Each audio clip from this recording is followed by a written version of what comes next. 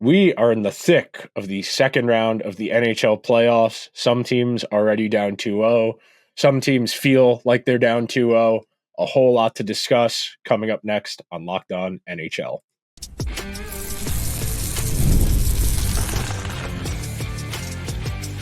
You're Locked On NHL, your daily podcast on the National Hockey League.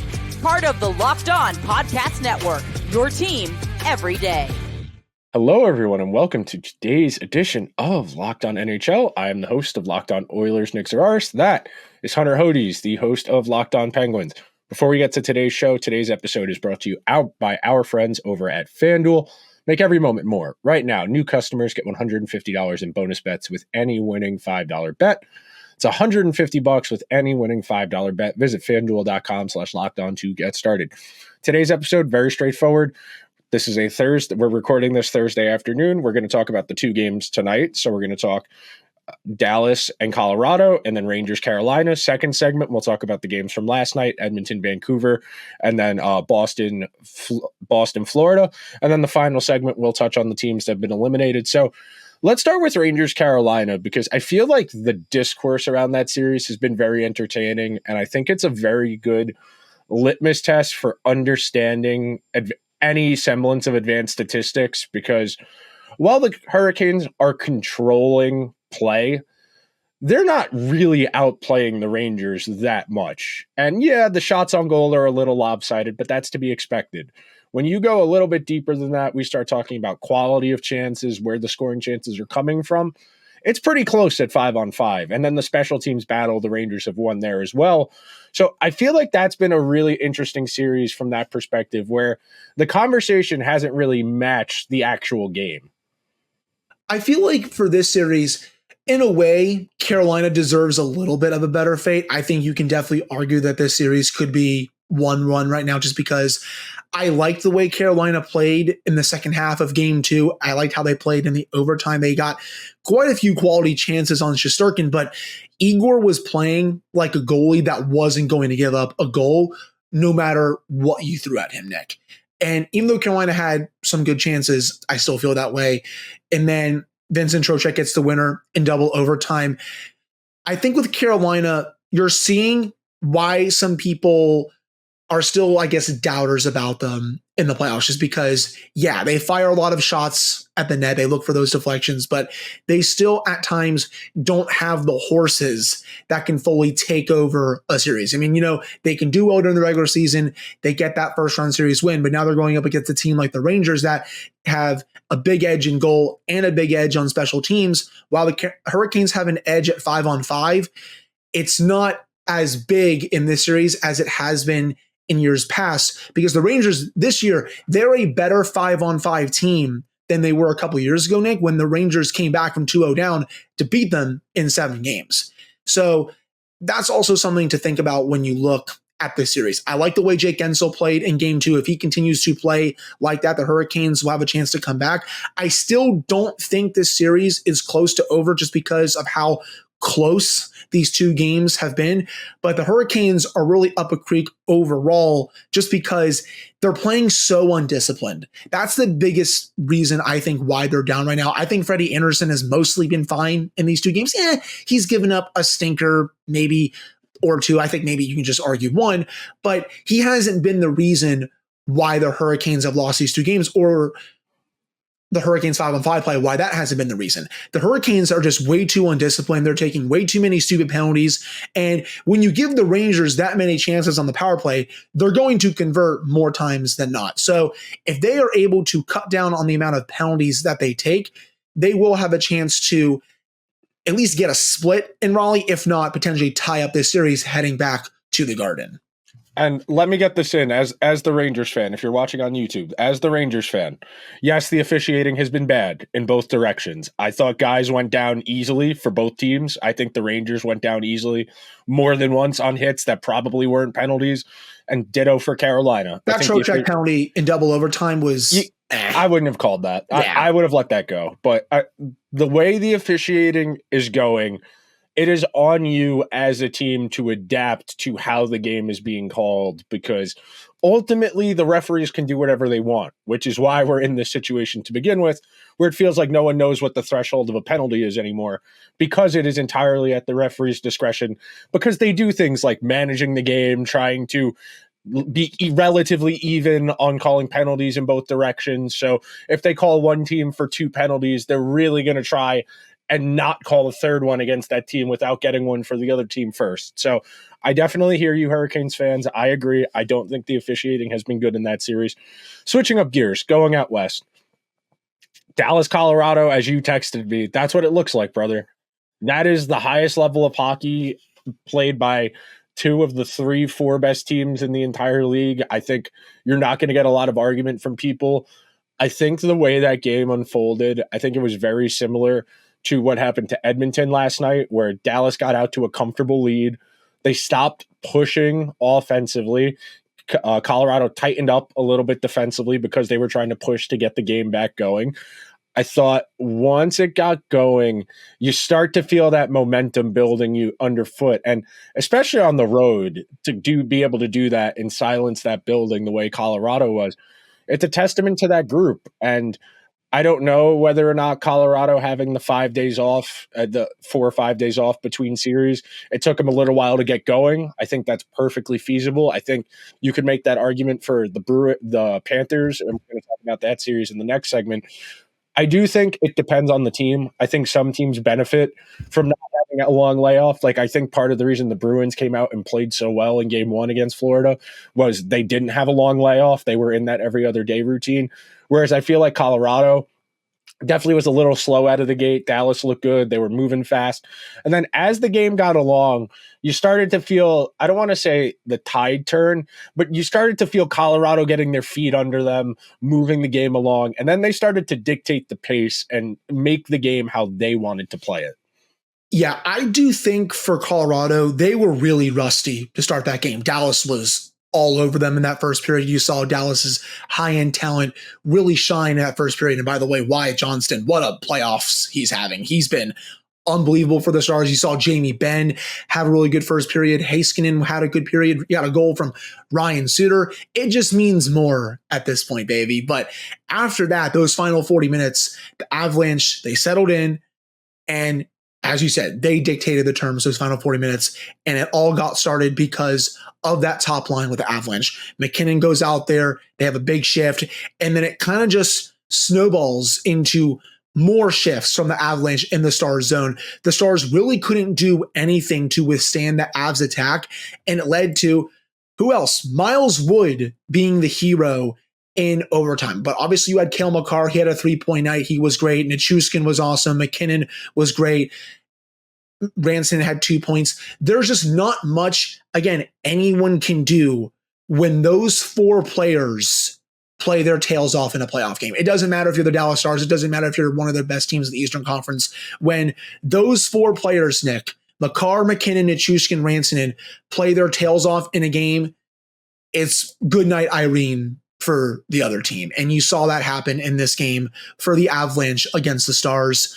I picked the Avs in 7 for a reason. That's the main reason, just because they're high-end talent. When they go into quote-unquote God mode, they are very tough to stop. At first, I thought we were going to get a game similar to Colorado-Winnipeg game 1, where Georgiev was really bad.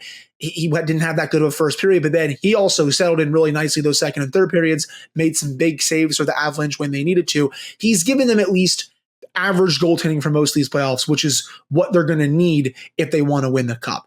For the Stars, for them to bounce back in game 2, they got to play more consistently against this Avalanche team. You don't want to obviously be giving the Avalanche too many power plays. I think that was also a storyline from game 1. You give them even just one power play, they're usually going to make you pay just because of the talent that they can put out there.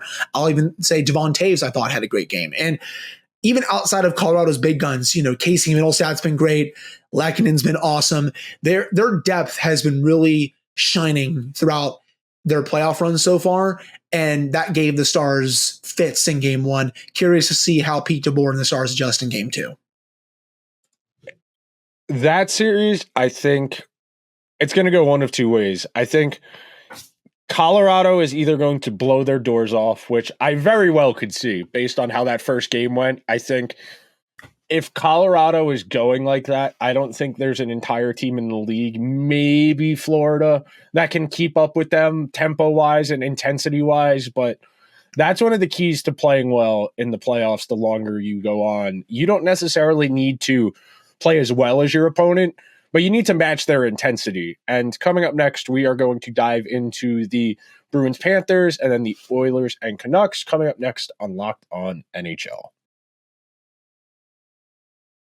There is no I in team, but there is one in Indeed, and it's the hiring platform you need to help build yours.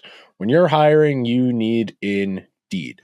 Indeed is the hiring platform where you can attract, interview, and hire all in one place.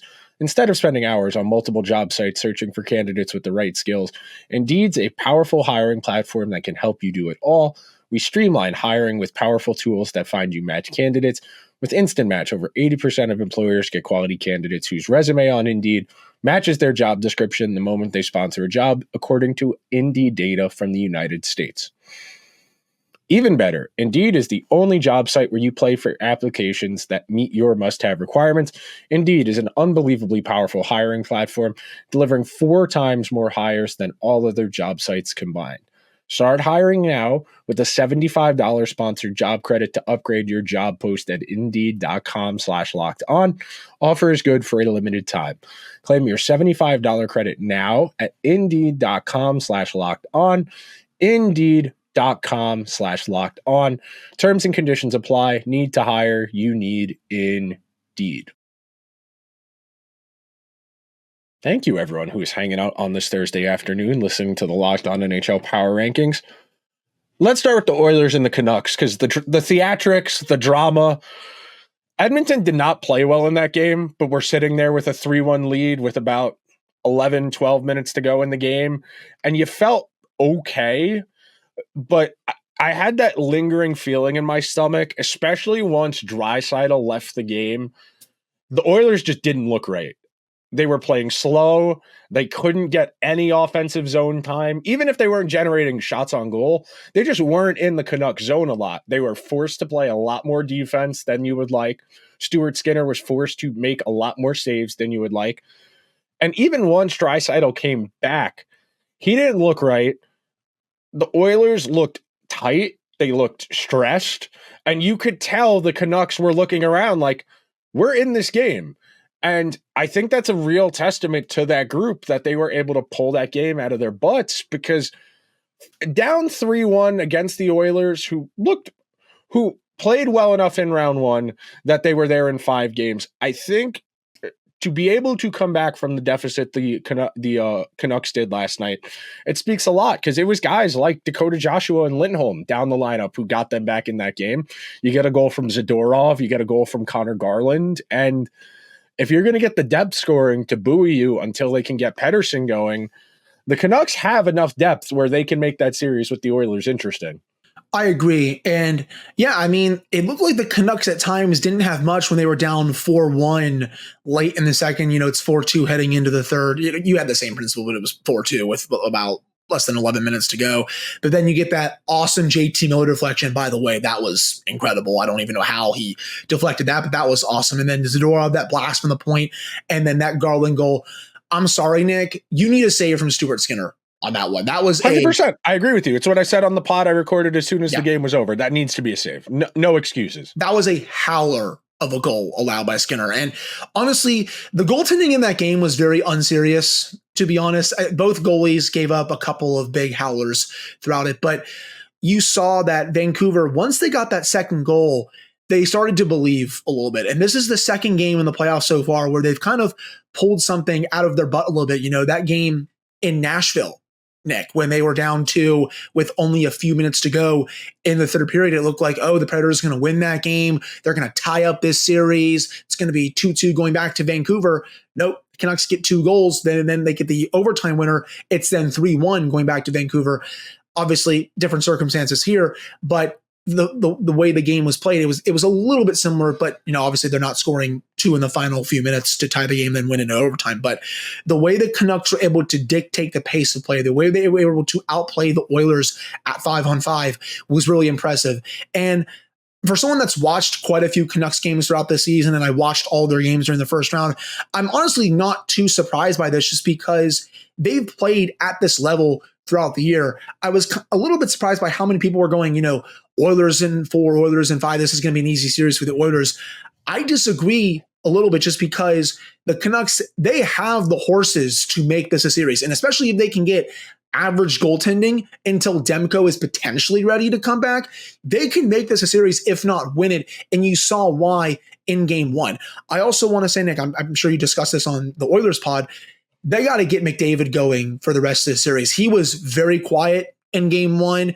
I don't know if he was dealing with something either, but he really didn't do much when he had the 0 shots on goal, 1 scoring chance, 0.01 expected goals. Pretty much a non-factor last night.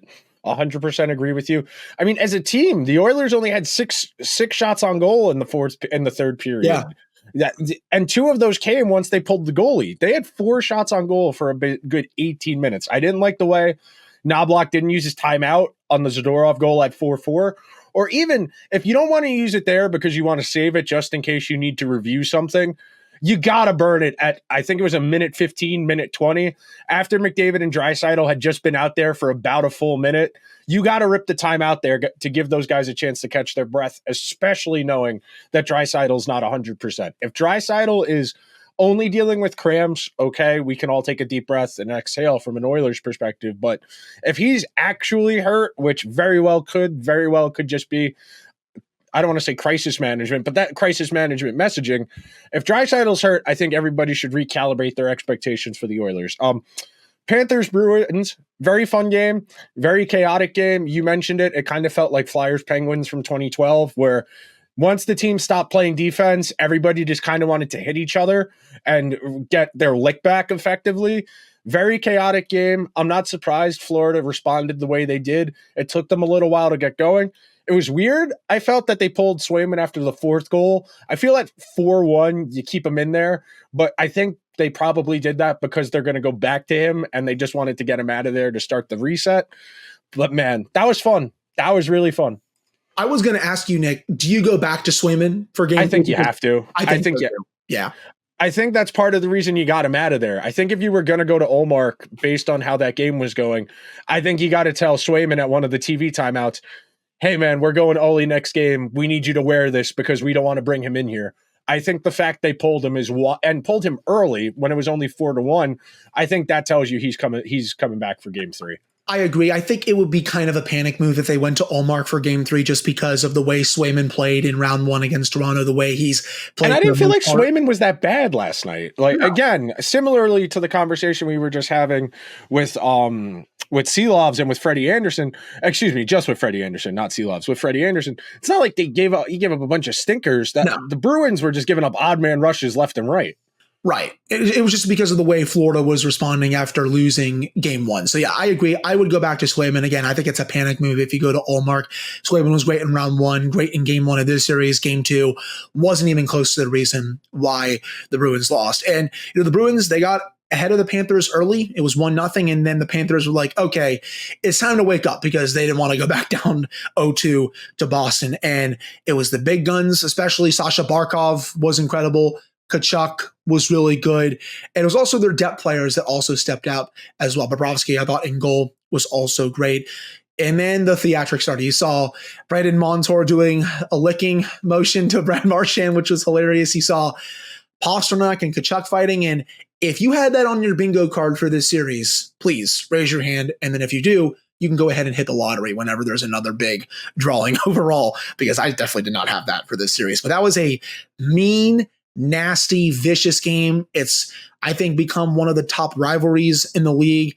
And I will say, even though the series is 1-1, I'm really impressed with the way Boston has played for the most part in this series. Yes, Florida really responded in game 2. You expect that just because I think the Panthers, when they play like that, I think they're the best team in the conference. But the Bruins are not backing down from the Panthers. Yeah, when you look at last year's series, the Bruins, a lot of people, including me, picked the Bruins to destroy the Panthers because they were, one of the best teams in NHL regular season history. They're going up against a Panthers team that barely even stuck in. Obviously, we also happened. The Panthers upset them and then went on to the Stanley Cup final. But this year, the rules are reversed a little bit where everyone expects the Panthers to win. Well, the Bruins are still giving the Panthers everything they can handle in these 2 games. And this is going to set up a pretty fun game 3 and game 4 in Boston. But yeah, very 2012 Penguins Flyers like. Hockey fans ate good on Wednesday night, my man. Those were 2 amazing games in 2 very different, unique ways. And they were a ton of fun to watch. These 2 series are going to go really long, I think. Honestly, I could probably say all 4 of these series, I think, are going to go at least 6, if not 7 games. I would agree with you. One last thing I wanted to get in on the Bruins Panthers series before we move on and we talk about some of the teams that got eliminated in the next segment. I'm over the moralizing. Every team has players who are obnoxious. Every team has players who play on that edge, who are dirty, who are obnoxious. Nobody is better than anybody at this time of year. Every team employs multiple guys who will take someone's head off if it means winning this game. Every team has a guy who is going to engage after the whistle to be annoying.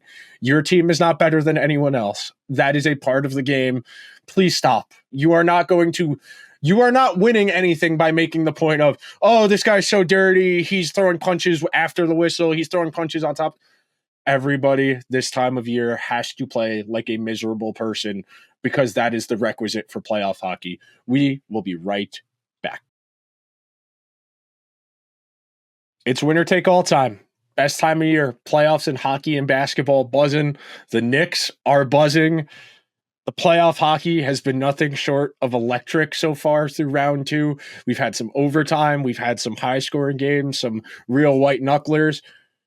And you can get in on the action and make a big win of your own over with our friends at FanDuel. Right now, new customers get $150 in bonus bets with any winning $5 bet. That's $150 to bet on spreads, money lines, player props, and more. Visit FanDuel.com/lockedon and make every playoff shot count. FanDuel, America's #1 sportsbook. Thank you to everybody who has made Locked On NHL a part of your Thursday. Hopefully your team, if your team is still alive, is up in their series. If you are a listener whose team departed us since the last episode, we are sorry for your loss. We can start with the Leafs because, as we said last week on the episode, the most narrative-driven team in the entire league. I don't think Sheldon Keefe is a bad coach. I think you can run your course as a coach, and the Leafs needed to make changes. There was no way they were going to be able to rationalize bringing back Keefe and all 4 of the big 4. I think there's a real chance they at least go into the summer with all 4 of the big 4, meaning Nylander, Tavares, Marner, and Matthews. And then as we get closer to the draft, maybe that changes. But you had to change the coach just to buy yourself some time as a front office.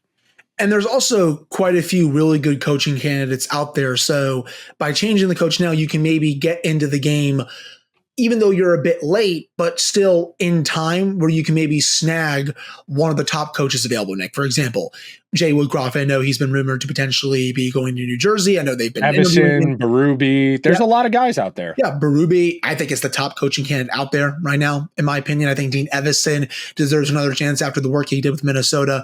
There's going to be no shortage of options for the Maple Leafs, even though breaking news. Kochetkov is starting for the Hurricanes tonight. That's interesting. I don't know if I would have made that move. I think Freddie has not been the problem for the Hurricanes in this series, but I think they're just doing this to give them a spark. But hey, I don't know. I think I would have kept going with Freddie Anderson, but I'm not Rod Brind'Amour. But as for Maple Leafs, yeah, I mean, this was a move they had to make. I'm sorry, man, but this team has only won one playoff series in the last 8 years. You got to make some serious changes this summer. And I am usually not someone that says, blow it up, it's time to end this. But I don't think the Leafs have the right mix right now.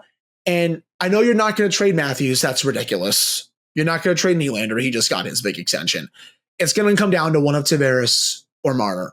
And if I'm a betting man, if they were to pick one of those two to move, I would bet it would be Marner because, he's got a year left on his contract and he didn't really play that well during the playoffs. I think he's someone that could maybe use a change of scenery, in my opinion. I'm sure the price is going to be sky high, but I just don't think the Leafs have the right mix right now. And I think if there is a player to move from the core four, it's going to be Marner. Tavares, you can make the argument all you want, but I don't know. There's not going to be as many teams in on him, I think, as there would be on Marner. But this is going to be a very fascinating summer. I expect quite a few changes to the organization. Again, one playoff series win during this era, it's not good enough. No. And some of that you would say is bad luck, all the game sevens, the overtimes. I don't inherently disagree with you. I have been a believer in the way the Leafs have constructed their roster for the most part. I think they have forced their own hand with some of the poor roster decisions they've made, like waiting as long as they did to come down to the Marner number. And when they finally did come to the agreement on that Marner extension, it was already late and they weren't able to retinker their roster. I think they've thrown money, basically lit money on fire on certain players for no real reason other than trying to chase things that weren't there. One last thought on the Leafs. I think there's a real chance you see a major shakeup, whether or not Shanahan stays as president of hockey ops. I do think that matters. You don't want to let Brad Treliving do Frankenstein surgery on this roster. Speaking as somebody who watched him do it with the Flames, you do not want to see. I jokingly had texted this to somebody because one of my friends had texted me, so what are the Leafs going to do? And I texted him back, they're going to trade Mitch Marner to the Minnesota Wild for Jared Spurgeon and Matt Boldy. And I that was the closest I could come to in my head for the Tkachuk for Huberdeau and Weegar trade. Off the top of my head, I know Spurgeon didn't play last year, but for the most part, that's what I'm thinking. I'm thinking that if they're going to do the trade you're thinking of, which Marner makes more sense, I don't think there's going to be much of a market for Tavares at his age with the money he's making. Marner, you can get something decent in return for. Maybe there's a 1-for-1 out there somewhere that we're not thinking of that would make sense for both parties that can help I don't want to deepen the Toronto roster because without their 4 stars, when one of them's not going, they just don't have the depth to make up for that. I thought the Bertuzzi and Domi deals worked reasonably well this year. They were both pretty solid in that first round series against the Bruins, but they're in a weird spot. Vegas, the roster surgery is going to be fascinating. They probably let Marchessault go unless they're able to trade one of their expensive guys, that's the trade-off. You're either going to have to trade somebody or you just let Marchessault walk for nothing. That's an interesting situation to unpack. Winnipeg, Rick Bowness retires. You need a coach that's going to be able to get them to still play committed defense, but also get more out of them as a group offensively. Never a dull moment. No, never. I think with Vegas, I'm really curious to see how they react to a first-round exit and blowing a 2-0 series lead. That front office with how they operate is going to be pissed off. And I think that's going to be reflected this summer when they probably go out and make either a big signing or a big trade that's going to piss off a lot of fans just because that team, they're in it to win it every year. They're not set with just one Stanley Cup. They want to keep going, and they have the team to do it. You're right. This is their annual kind of cap crunch, if you will. Marchessault, he just had a great year. He's 33. He had made $5 million. I don't know if that's going to work with it. I think, does he want more turn? What's the AAV going to be? I'm not really sure. You also have Anthony Mantha. I would think he's going to walk. The big question, I think, for me, Nick, what happens with Chandler Stevenson? I think he was a really good top 6 center for them. He's 30 right now. He made a little less than $3 million for this season. Does Vegas try to bring him back? If not, I love Stevenson. One of my favorite players in the league. Real good high motor. I think they traded for Barbashev and gave Barbashev the extension with the idea of him being the Stevenson replacement and that they would be able to develop a down the lineup guy as a replacement for whichever one they weren't able to keep between the two. But I agree with you. I think him, Marchessault, they definitely have some questions.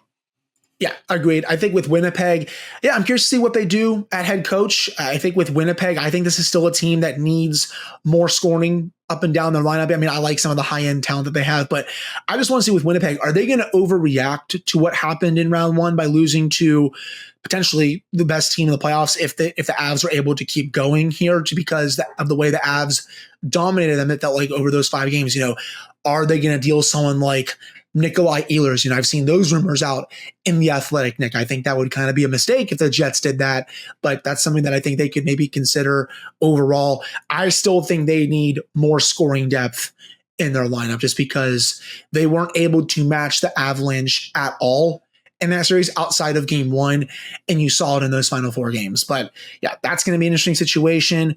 Obviously, we discussed Toronto and then Vegas. They're never boring. And again, that front office is going to be fired up after what happened. Oh, and real quick, we're already over time, but Ottawa, brother, give me a break. You can say, here, Nick? What are we doing? The new guy, same as the old guy, who is same as the old guy. I don't know how you saw what Travis Green did in Vancouver or in New Jersey and say he's the guy to help get your team to the next tier. I'm sure he's a nice guy. I'm sure he does very well in these interviews. He's very clearly in the club. There's a reason he was on Lindy Ruff's staff. That Ottawa team needs a sense of direction desperately, and a guy who has no real accomplishments as a head coach. Probably not the right idea, especially if you want to believe the conjecture, whether or not you believe they were a little bit cheap, and that's why they didn't interview some of the more accomplished guys. But give me a break, man. We could look real stupid if this does work out, but I'm just not a big fan of it at the jump. I think there were better candidates out there for the Senators. This is the best crop of coaching of candidates in a long time. And that we didn't mention some of the other guys who were lingering in the background. I know Bruce Boudreau's name has been brought up a couple of times Bruce isn't the most accomplished guy, but he's got a better track record than friggin' Travis Green. You're telling me Boudreau's making enough money where he can chill on the NHL network, NHL network checks and Canucks checks that he doesn't want back in? Come on now. Let's be for real. But that'll do it for today's edition of Locked On NHL. Make sure you are subscribed wherever you get your podcasts. Make sure if you are watching over on YouTube, hit the subscribe button, leave us a comment. What do you think about the game so far in the second round? Enjoy the playoff hockey, everybody. We'll talk to you guys next week.